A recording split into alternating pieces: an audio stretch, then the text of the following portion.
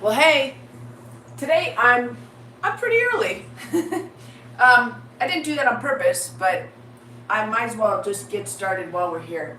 And when I get here early, a lot of times there's always just a little bit extra something, right? So the first thing I want to talk about is why we train bare feet and why sometimes we use shoes. So socks, you might as well be in a light pair of shoes because it takes your toes and pushes them together unless you have individual sock toes, right?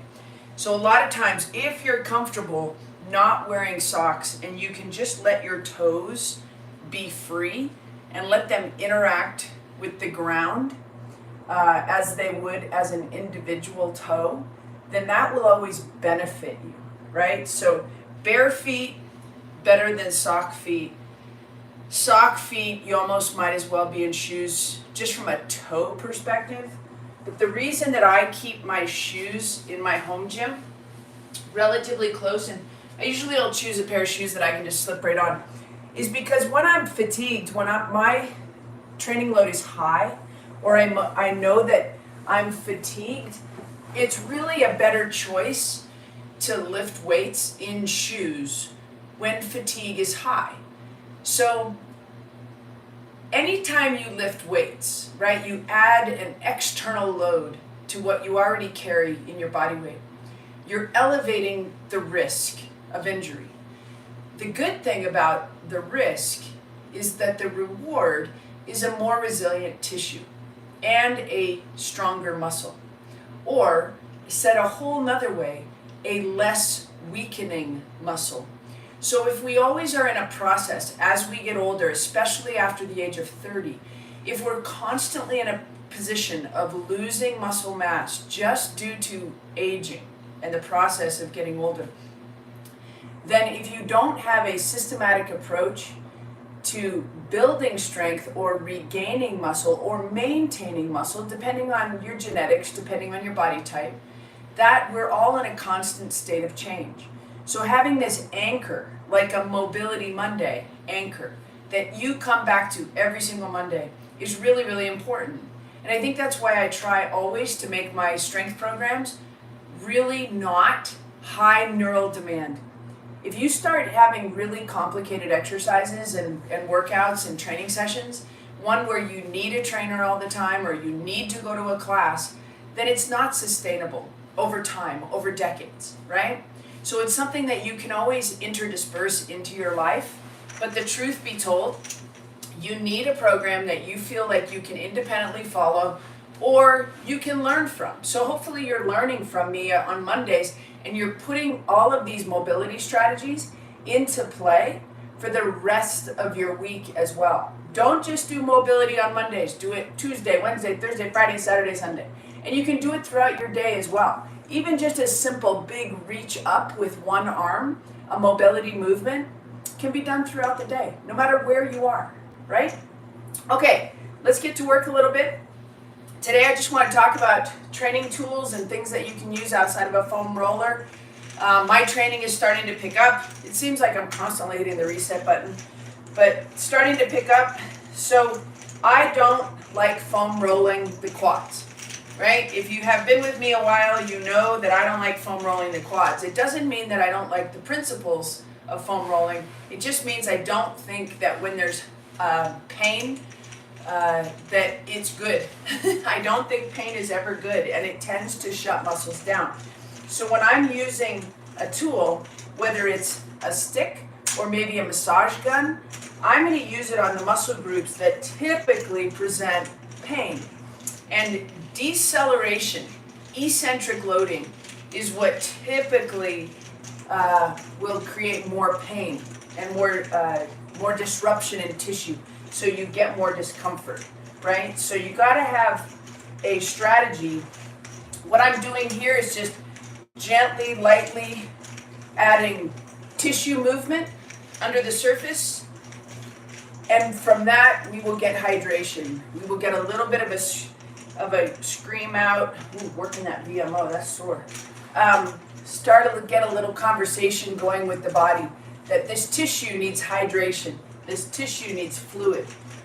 So we're starting to disrupt the tissue in a positive way that's not too invasive so that we can get more healing through the whole lower body. Even just by walking, you're going to get some of it, but this will add some specificity for sure. So we just use the stick all in the lower body. Good. If you want to get the stick working through the lower body, you just need to put the hands behind your back and you can start working, just disrupting tissue through the glutes, through the hips, through the front side of the hip, all through the body. It's like a little self-massage. And this tool, or something like it, is just less insulting to the tissue, right? I can even make a case for hitting the upper traps, which we tend to get a little bit tight in the upper traps.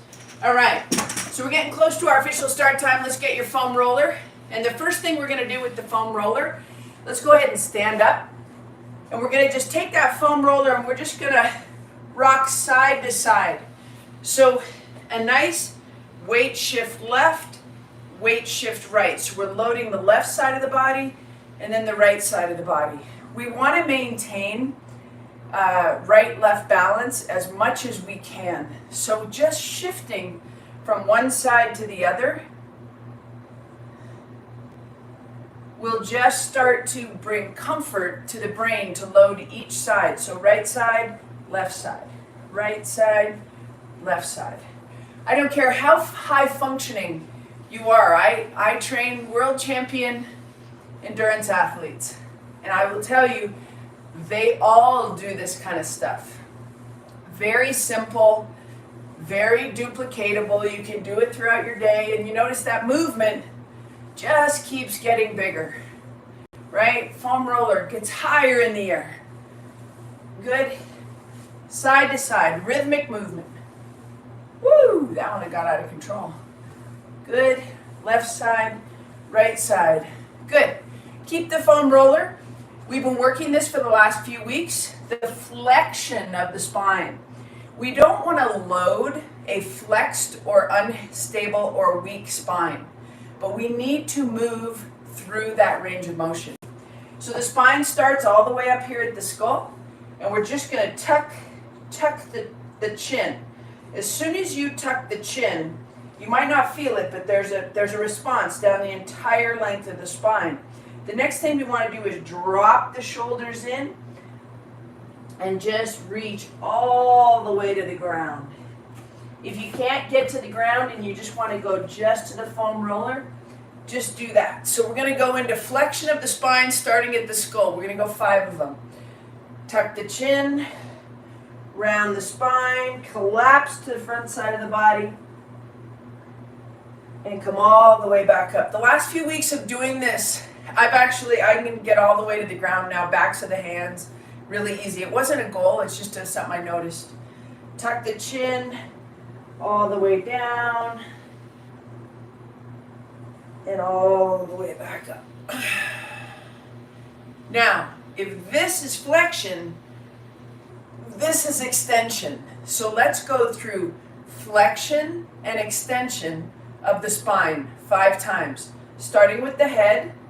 Head goes down, shoulders come forward and round them, all the way to the ground. And then as we come up, we're going to try and articulate through the spine, 1 vertebrae at a time, on 1 vertebrae at a time, all the way, shoulders in the back, open the belly, and then gently look back. Come back to the middle, tuck the spine, roll the shoulders, all the way down, all the way up, 1 vertebrae at a time as you undo that flexion into nice gentle extension. Load the front line of the body so we can feel a little bit of tension through the belly. Look up. Come all the way back forward. Roll the shoulders. load the front line of the body. The front line of the body includes the hip flexors, includes the psoas muscles. So right there, you're working your psoas. So if you can go into extension, let the hips drive in front of the midline, you should feel tension, and the muscle that's holding you in place is your psoas muscle and your whole abdominal cavity muscle. So you get your rectus femoris or rectus abdominis. You've got all the fascia that holds it all together and everything on the front side of the spine. And we'll go one more time. Roll through. This loads the back line of the body all the way forward. Hips go forward, look up. In through the neck, everything. So everything that holds your head up also is a flexor or an extensor, and we will kind of want to live in the middle. Okay? Good. Let's get that foam roller again and just start those weight shifts again. Right side, left side. Right side, left side. Now the spine has a little bit more mobility to it, and it's starting to get warmed up. So let's go ahead and tip at the hip just a little bit and keep the weight shift going. 3, 4, 5, and good. All right, let's take it right down to seated 90-90.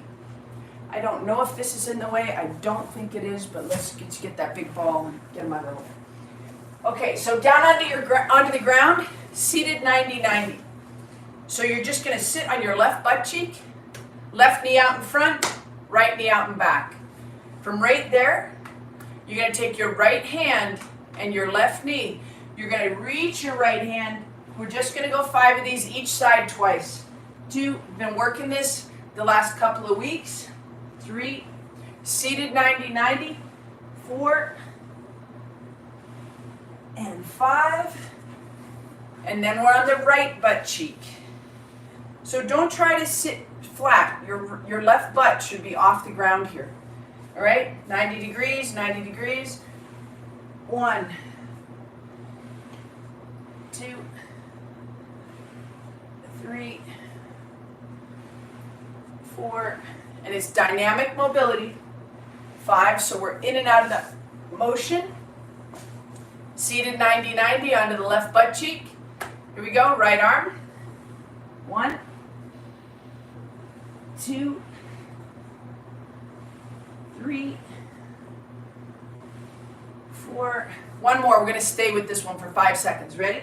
All the way down. 5, 4, 3, 2, 1. And change sides. So we'll do the same thing on the other side. We're going to go 5 times in and out, and then we're going to hold on the 5th rep. Seated 90-90, sitting on the right butt cheek, right knee out. Make sure you're not too tight in the angle of either knee, okay? So that would be too tight. Make sure you keep it at 90 degrees. Here we go. 1, always decreasing risk. 2, 3, 4. We're going to hold on 5, 4, 3, 2, and 1. All right, good. So we've talked about lines. What is a line in the body? The way I envision the body is with fascial lines. If you're familiar with the book from Tom Myers, Anatomy Trains, you can learn more about how the body is wrapped in fascia, and the things in the training that we do not only affects the strength of a muscle or the motion of a muscle, but it integrates the entire body because muscles do not work in isolation. In the olden days, we used to do a lot of biceps curls, hoping to get a big bicep. I do bicep curls to impact strengthen the internal rotation of the shoulders so that they won't be tight, because the bicep is an internal rotator of the shoulder. So we want to actually train the bicep to be in the middle, so to help keep the shoulders and the upper back in an upright position. So you can look at the body in different ways. Okay, feet outside of hips. If you're on a yoga mat, you want your heels on the mat, toes off the mat. That's how wide you want to be. We're just going to drop that into happy hips number one, and we're just basically ending up kind of in a seated 90-90 here. 2, 3, we're just going to go 10 of these, nice and easy. Flop to the midline, 4, 5, 6, 7, 8, just on that pace that I got you going, nice and rhythmic, 9, and 10. Good. Now if I see somebody and I'm assessing constantly throughout the day, I'm assessing how's this person moving. I'm always looking for rhythm and timing. How are they moving, right? If there's a little herky-jerky to the movement, I know that we need to go back, use a little bit more of a tissue release tool to help that tissue let go. Tissue being fascia or connective tissue, for me usually. Okay? From right here, we're just going to shift the hip. So the down leg is the right leg. If you need to do this from a standing position, just stand up and we're going to shift the hip to the right. Okay? We'll get a little bit less movement from the half kneeling position. So we're just going to shift to the right, shift to the right, shift to the right, 4, 5, we're going to go 10, 6, 7, 8, 9, and 10. And you can see when my hip shifts to the right, my left shoulder dips just a little bit. We always want to maintain a box between the shoulders and the hips. That ensures that we have a nice straight spine. Okay? So now we're going to hip shift left. So we'll go to the left, right shoulder drops down, 2, 3. We're going after muscles that typically in human beings who do endurance sports, those muscles typically get tight. When muscles get tight, when one muscle or a group of muscles get tight, they have a negative impact on function on another group of muscles. That's a huge concept. 7, 8, 9, and 10. So we're not just really trying to randomly mobilize the body. I think those of you that have stuck around for a while have started to realize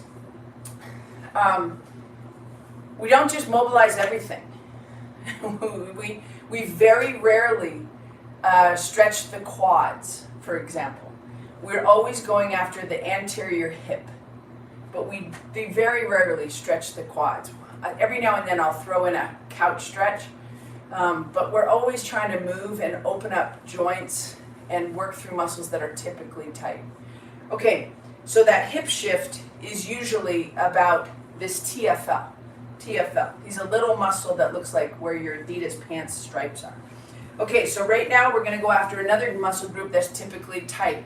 It's your adductors, your inner thigh muscles. So right there, all we're going to do is push the hips back, keep the chest up. So if you can't see me right now because you're looking down, your head needs to elevate and your chest needs to lengthen.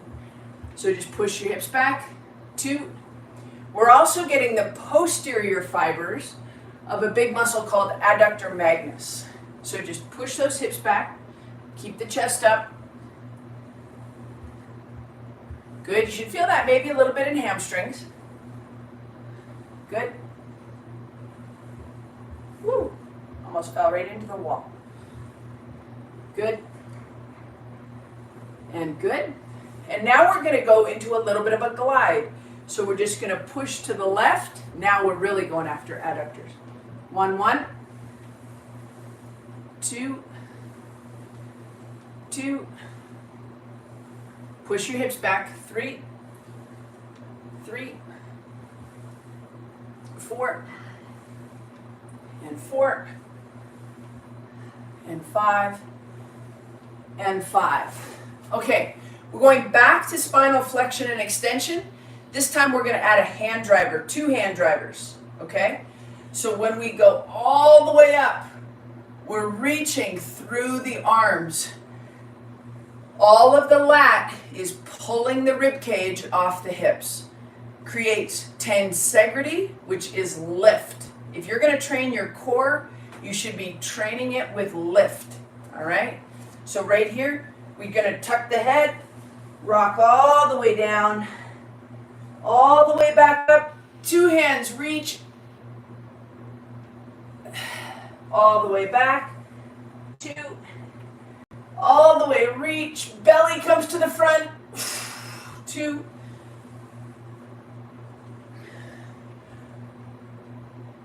3, 4, big lift. Good. And 1 more.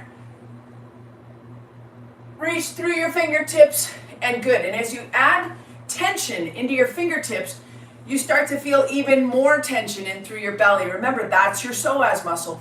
That's a hip flexor. So that's crazy to think that our legs attach up here behind the ribs. All right, going back to the wide stance, heels out, side of toes. We're just going to glide to the right, and we're adding a left hand reach. And we're going to go that nice box between the shoulders and the hips, and a nice big reach. 1, 2, 5 fingertips to the ground. 3, 4. The more you run, the more you ride, the more mountains you climb, the tighter this gets. 7, 8, 9. 1 more. 10. Come back to the middle. Start to move with a little bit more rhythm and timing, and a little bit more speed as the tissue starts to warm up. Ready? Push your hip back. 1, 2, 3, 4, 5. We're going for 10. 6, 7, 8, 9. 1 more. And 10. Okay, back down onto the ground. And we're going right into a little bit of an activation exercise. So tight muscles are not strong muscles. Tight muscles are hanging on for dear life, and they are not moving, right? So adductors need to always be activated the same way that glutes need to be activated. And it's not that you are definitely helping yourself. You know, there's a lot of pushback sometimes on you don't need to activate muscles. Well, if you acknowledge that this tightness on one group of muscles or a joint can inhibit the movement and function of other muscles, then why wouldn't you upregulate an entire group? Okay, so we've got inner thigh. We're going to set up an anchor. Knees together, toes together, heels apart. And from right here, I want you to walk your shoulders away from your hips. Create as much space between your ribs and your hips as you can. Set an anchor down low. Pull your feet towards your shins. Push out through your heels, but don't straighten your knees. Your knees are staying in and tight in a nice, strong, anchored position. Stay with that. Now, from here, we're going to work some muscles of respiration. Keep the knees in as I'm talking, okay? So knees in, toes together. I'm starting to get a little bit of cramping in my adductors, if that's the case. Don't squeeze harder, but try to get along with that muscle group a little bit. So if you're cramping in your inner thigh, don't leave it. Maybe just lighten up the push of the knees together. From here, we're going to work the expansion of the rib cage and activate the diaphragm with a big inhale. So we're going to fill the lungs with air. The diaphragm's going to drop, and you're going to hold your anchor down low. Okay, so nice head, your head is straight, your eyes are looking straight at the sky. Pull the ribs off the hips, big inhale, and then exhale. We're going to go in for 4 and out for 4. Ready? Here we go. In for 4, out for 4. In for 4.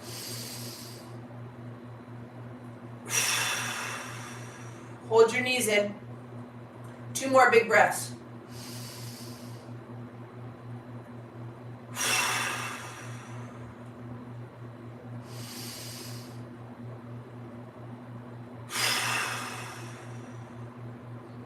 Keep pulling your feet back towards your shins.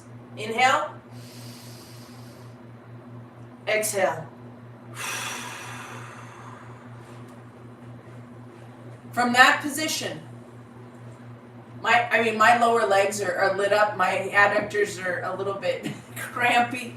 And now we're going to go into happy hips number 2. So your feet are wide. Again, if you're on a yoga mat, heels are on the mat, toes are off the mat. 2 hands overhead.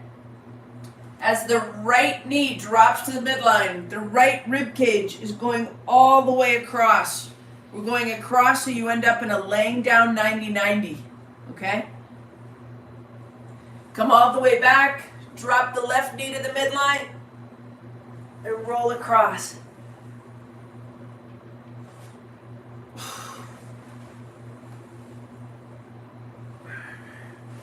Happy hips number 2.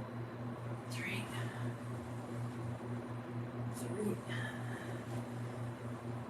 4.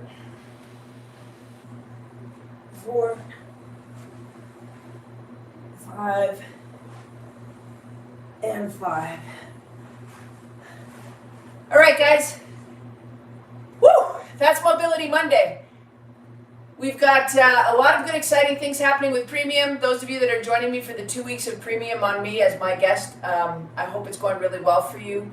Tomorrow is a launch workout, which is geared towards strength, endurance, joint balance, muscle function, and reciprocal inhibition. So we're actually working towards opening up muscles just like we did today, but then we follow it up with a strength exercise to ensure that the body holds that really, really good position and that really healthy body alignment that allows us to just keep improving our performances and accepting the training load that we put ourselves under. Hope you have an amazing week. I will see you next Monday, and I really look forward to having a really good off season with you guys. Peace out.